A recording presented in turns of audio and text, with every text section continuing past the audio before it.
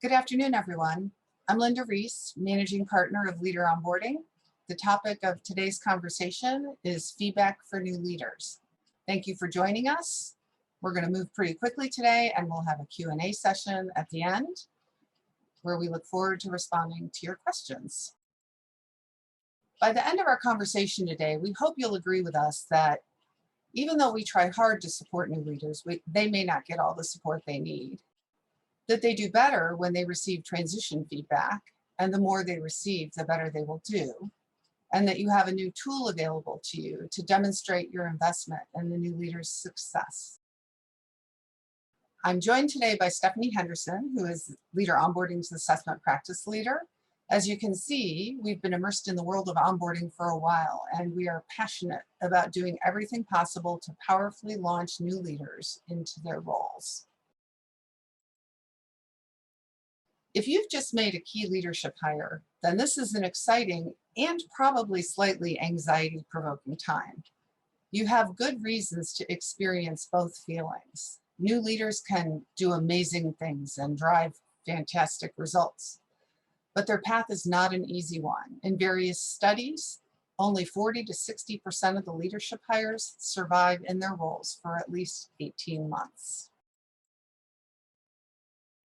We're here to talk about a hidden problem with onboarding, and it's a challenge for most successful onboarding. Companies and hiring managers typically don't recognize how important feedback is to new leader success. We're often more focused on hearing from them about their satisfaction with the transition, and that does matter. But there's much more to the story, and they need to get access to that information. They are also excited and anxious. They want to contribute and they want to impress you. But they may not understand how their approach shapes their future, that their transitions can be highly paradoxical and trickier than expected. One example would be that the job is always somewhat different than they were told when they were accepting the role or they expected based on their experience. They also may not know that the way for them to win support is not by wowing their colleagues with immediate results, but by signaling the desire to learn from other people and to keep learning until they run out of things to learn. There is a tremendous amount of information waiting to be consumed by new leaders, but they must figure out how to access it, and we do not make it easy for them, unfortunately. We may give them mixed messages or even withhold needed information, hopefully unintentionally, but sometimes not. One example of this happened with a client of ours who was the head of quality for a global pharma firm. He sized up his team and was very pleased with the talent that he saw on his team. And when asked about his transition experience, he proudly spoke with his peers about how good his team was and how proud he was that he was working with them. It was only when he got some multi-rater transition feedback that he learned that that very team had made $1 million quality mistake not long ago, and that his predecessor had actually lost his role over that mistake. That's really not acceptable that a leader would step into a role and not be armed with that essential information, but it does happen. Another way leaders can be deprived of information that's important to them is when they're different from the people that they work with. And while we're not going to touch on it here in any length, I would like to remind you that people who are diverse are people who have more difficulty getting information that's essential to a successful transition. We'd like to hear from you about your own onboarding feedback best practices, and we have a quick poll for you to weigh in on. We are delighted to see that several external coaches have joined us today. So for you, could you please respond to this poll based on your own coaching and consulting experience and any prior employment experience you may have had? And we'd like to know which of these things your organization does to get feedback to your new leaders. Do they do team integrations and assimilations? Do they structure check-ins for the new leader with HR and/or the hiring manager? Do they provide navigation partners or mentors to the new leader? Do they perform a 90-day onboarding review? Do they organize peer gatherings? Or do they do something else that you find effective? And if you have an other rating, could you please type your answer, the example of what they do, into the chat? My colleague Stephanie Henderson is going to share the results with you. And Stephanie, over to you. Thank you, Linda.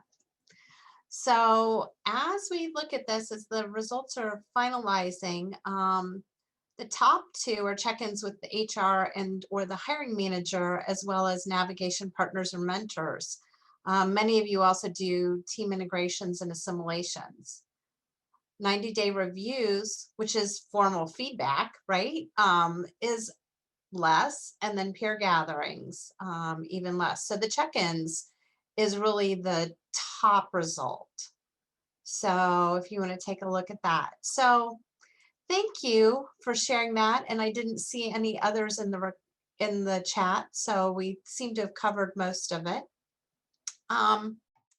So it is evident that you're doing thoughtful and good things to support your leaders in their transitions. Providing them with feedback can amplify those efforts, and your new leaders feel valued. Having a proven and predictive tool makes a difference. New leaders receive perspective of different and important groups about proven success factors. They get it early when they can do something about it before the window of judgment closes. LevelSet early feedback provides all this, backed by 20 years of research and hands-on experience. This experience and rigor increases leader transition success. So what does success look like? New leaders get up to speed at least 27% faster. They're able to see and close gaps when and where role and performance expectations are different. With this information, new leaders can increase the retention on their teams, make better decisions, and take action in the right way at the right time. As you can see, feedback provided early drives performance gains. So LevelSet, it's a different kind of a multi-rater tool designed specifically for new leaders. It measures those things that predict new leader success rather than competencies that measure performance. Some of those things that are the success factors are role clarity, where the new leader has it, where they don't, and that even points to the conversations they need to have in order to achieve and maintain it. How well they understand their team and the organization, the culture and climate in which they operate. And in nearly 100% of the transitions we support, there's someone close to the new leader who is unhappy with their hire. LevelSet helps identify where those concerns exist, and the new leader gains information to bring them into the fold. Also, LevelSet is designed to meet the unique needs of your organization. External hires and internal moves face different types of risks. Being able to predict success for each can be a difference maker. Organizations can provide resources for external hires, often provide resources for external hires. Internal moves can have hidden and greater risk and deserve specialized support. We have a version designed for physician leaders, focuses on their specific needs and environments. And our mobile-friendly platform makes the survey very accessible for raters, increasing the response rate. At Leader Onboarding, we are committed to your organization's internally led onboarding success. Qualified LevelSet facilitators lead best practices, delivering consistent, high-quality transitions. The information and value new leaders receive from their LevelSet feedback cannot be obtained in any other way. Our qualified facilitators are equipped to provide expert delivery of the feedback and information that is grounded in research and help your new leaders target their action for greatest success. Registration for our March workshop is open now. We hope you join us. The link to the registration is in the chat window. We will also send you the link in an email with your copy of our book chapter, The Importance of Feedback, Early and Ongoing. In addition, attendees will receive a link to the recording of this event on Monday. So we appreciate the time you've put into listening, and I'd like to invite Linda back so that we can answer the questions that you have about feedback and new leaders. So you can place those in the Q&A. You can place those in the chat, and it looked like there was a question about external coaches. So Linda, did you want to talk about that? Sure. Thank you for the question, Cindy. That's a good one. While we're focused on building internal capacity today, we do make LevelSet qualification and tools available to external coaches because we believe the more leaders that get feedback, the better. So you are welcome to register for and attend one of these open enrollment workshops if that is a tool that you would like to add to your coaching practice. Great. So any other questions out there? So another question, we mentioned about a window of judgment. Wanted to learn more about that. So do you want me to take that, Stephanie? Yeah, go ahead, Linda. Please do. We did applied research with our clients when we started doing onboarding work back in the Jurassic era. And what we found was at that time that typically we said, how long will it take before the organization forms an opinion about the new leader? And way back then, it was about 4 to 6 months. And we've gone back to the same clients and asked them how long it takes to form opinions about whether a new leader is going to make it or not. Now they say 4 to 6 days. So the world has changed a lot. And the window of judgment is a really important thing to consider, because what they said when we asked was that there's a fundamental mismatch, which is that new leaders often don't get the feedback they need to course correct until after the organization has made some opinion about whether they're going to be viable there in the long term. So that's part of the reason we created LevelSet in the first place, was to get that information in before the window closed so that the leaders would be able to get themselves back on track. Thanks, Linda. Yes, so we've got another question from Michelle that says, what do we offer to managers who believe their feedback tools are enough? For example, manager feedback, 90-day feedback, mentors, etc. Do you want to, I would love to hear what you have to say, and then I think I've got something to add to it. Well, I think I would go back to the whole question of multi-rater feedback. Usually a 90-day meeting, that's from the perspective of the new leader or their hiring manager and perhaps the HR partner. The mentor may be a peer somewhere else in the organization. But what we find is that different stakeholder groups can have very different experiences of new leaders in their transitions. There are some leaders who really distort their energy and their time towards winning over their peers and focusing on senior leaders. There are others who are excellent leaders downstream and focus on them, perhaps to the exception of focusing enough on their peers, and it helps them understand how well balanced their transition is and the extent to which they're meeting the needs and expectations of people across the organization. And then Stephanie, I think you wanted to add, please. Yeah, so all of that, and because new leaders are receiving feedback from multiple people and multiple rater groups within the organization, it gives them an opportunity to start open and honest conversations and hit the ground running there. So they can open up conversations that they wouldn't have had before, making that organization, their operation, and that new leader more effective as they are able to deepen those relationships. Thank you, Stephanie. And I'd like to respond to the question about how does multi-rater feedback tool help diversity hires. So I won't get all nerdy on you, but I did do my dissertation on the glass ceiling. And you know what we learned in doing that research was that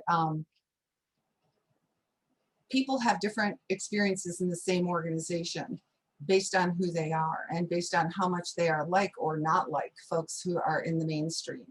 And there are really 3 things that cause new leaders to be successful. It's development of relationships, access to and response to feedback, and knowledge acquisition. And relationships are pivotal in all of this, because if you don't have strong relationships, you're not going to get feedback and you're not going to get the knowledge you need to thrive in your role. So one of the things that we like about having multi-rater feedback is it's anonymous, it's confidential, but it's also available to any leader who starts a new role. So they may be blocked in other ways if they don't form relationships as easily because they're different. And that's through no fault of their own, other people's discomfort or social norms. But it does give them access to information that they wouldn't have otherwise, and they can respond and course correct just as rapidly. So thanks for that. That's a great question. Great. And from Susan, Susan would like to hear some examples of the question in the instrument, how it differs from the question from Leadership 360s. So go ahead. I was just going to briefly say and then turn it over to you. This instrument is well researched about those items, those not only behaviors, but the circumstances that predict leader success. So where Leadership 360s is based on behavioral competencies, while there are behaviors in this, these are about the success of the new leader in role. So Linda, I'm going to turn it over to you there because I know you've got more to say there. I probably also have more to say, unfortunately. But it's good stuff. Thank you. Well, one of the things we did was we developed LevelSet based on research with our clients about the difference between people who were able to be successful in role and people who turned over in role. And we found things that we didn't expect to hear. Like we learned that the extent to which their personal transition goes well has a lot of influence over whether they're going to be able to stick it out in the role or not. So sometimes the questions in LevelSet might address something like personal transition.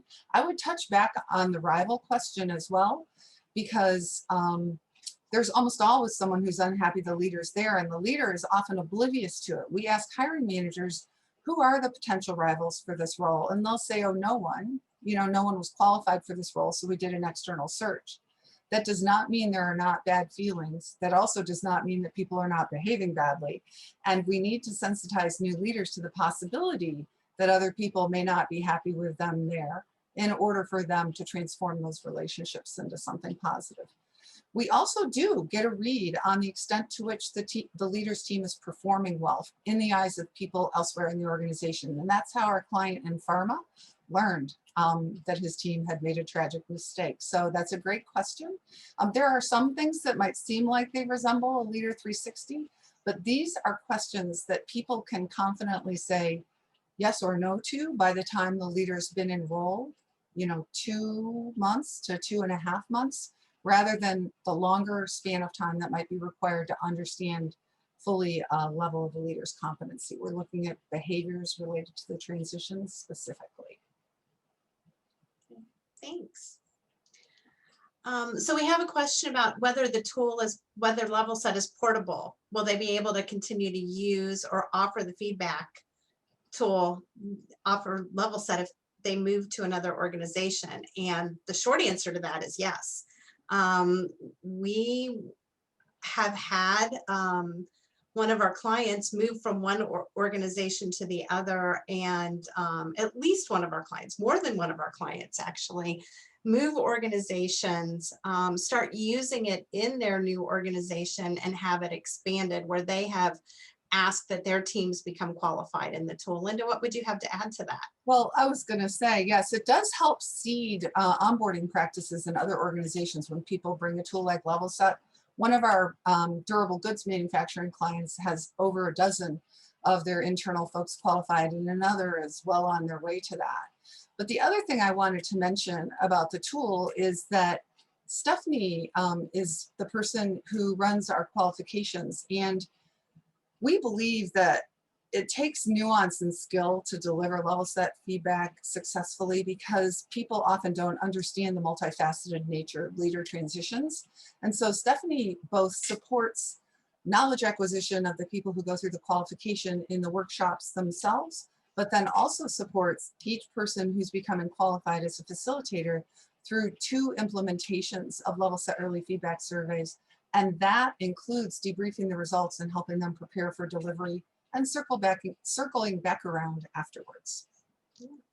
And related to that, somebody's curious about whether external coaches can be qualified as well. And we also are qualifying those coaches because there are plenty of coaches out there supporting leaders and supporting leader transition, and they do find value in this. And Linda, what would you want to add to that?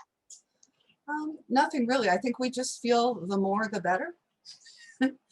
Because it's good for leaders. And we have seen leaders who got feedback that was negative, who have transformed their experiences. You know, we're supporting some now who really did not understand the impact they were having and are wildly successful now, a year into role, when they were at risk of derailing, you know, only 9 months earlier. So we're true believers. We hope we can convert some of you to being true believers, because we think it's really powerful to be able to give this information to leaders who want to be successful.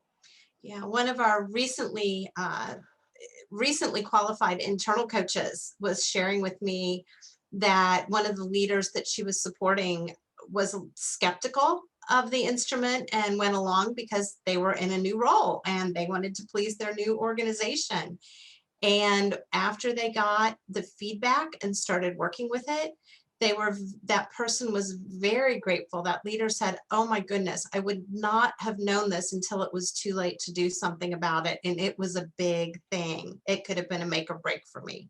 So, like I said, that was one of our recently qualified coaches sharing that. So we're always excited because we believe in the tool, and it's nice when we hear other people believe in it, especially the new leaders that are being supported.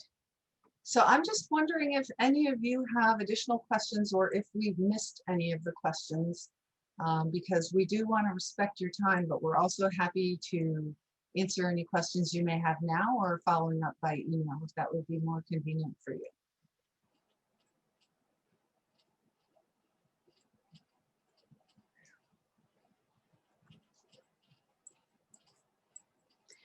So I'll give that to you, Stephanie. How long does the process typically take? how long does the qualification process? So there are two-hour training classes. Those happen within the same week. And then each new leader or each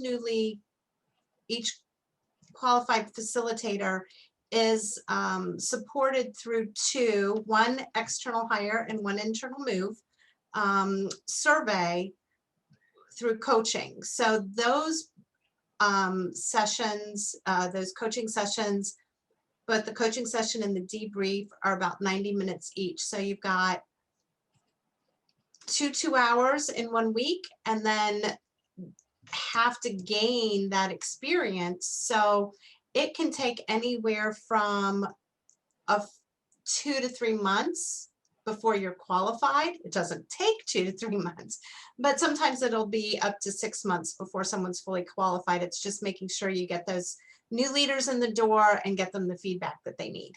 And I would just piggyback on that and say, you know, this feedback is typically launched when the new leader's been in role 8 to 10 weeks.